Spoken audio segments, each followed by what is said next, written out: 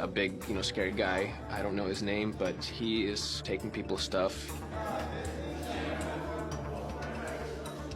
I feel like this could become dangerous or problematic.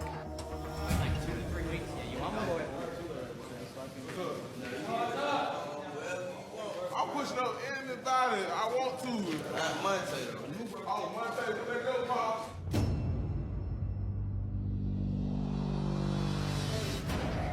What's going on? Why you walking up on me, bro? I'm gonna swing on you next time. It don't matter. Bro, you not taking nothing from me. What we do? I ain't no drunk. I'm real white. Say something. I'm high.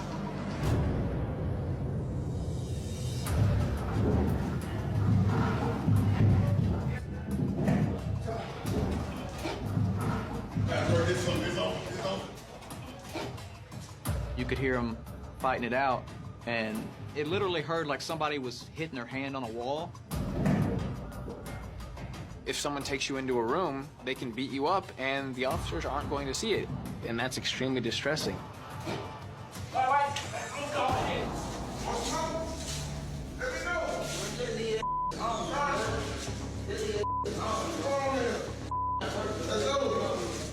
Immediately, you can see Trey's nose was so swollen. Rue is a big guy. Trey, on the other hand, is bones and skin, and you got to give props to Trey for taking that beating like that and not even snitching, not saying a word.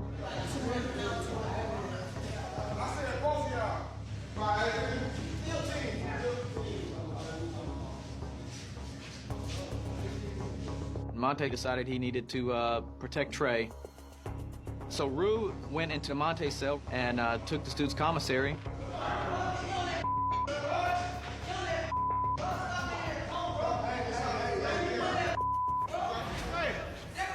Y'all need to have some peace.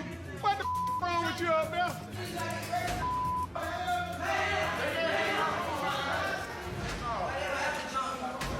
ain't finna touch him. The guards asked what was going on, and Monte said that, they're about to jump me. Even I knew that wasn't good, that you're about to snitch on somebody.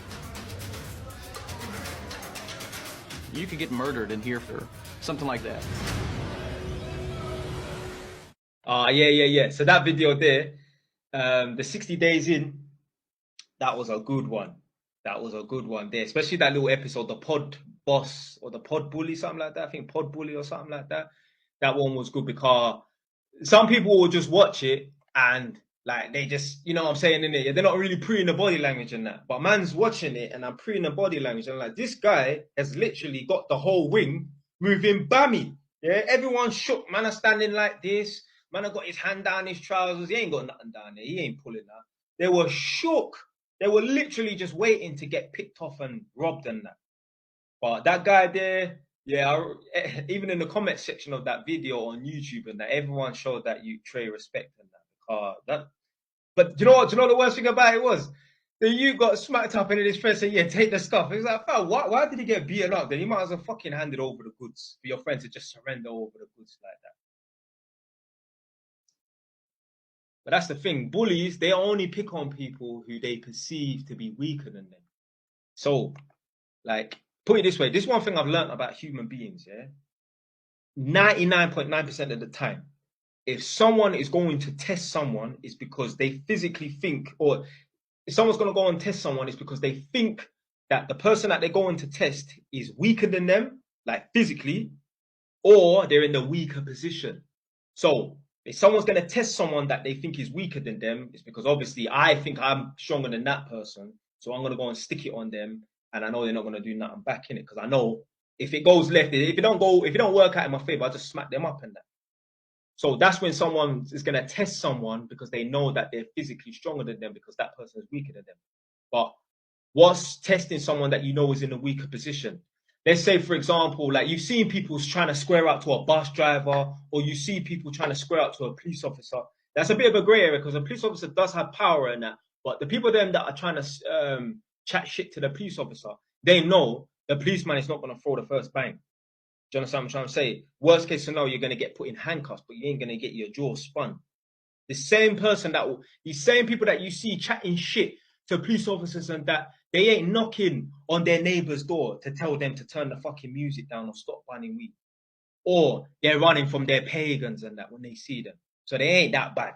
Yeah? They're just doing it because they know they can get away with it and that.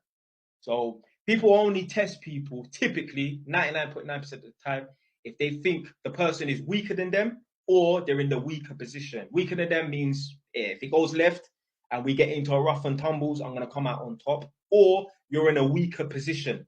You are at work. You have to hold yourself to professional courtesy so I can act the way I want to fucking act and nothing's going to happen. You know what the baddest thing is, yeah? I went to a tenant's house the other day. I asked this guy to put away the cigarette. This guy starts whiling out. This guy's pulled out a hockey stick and that.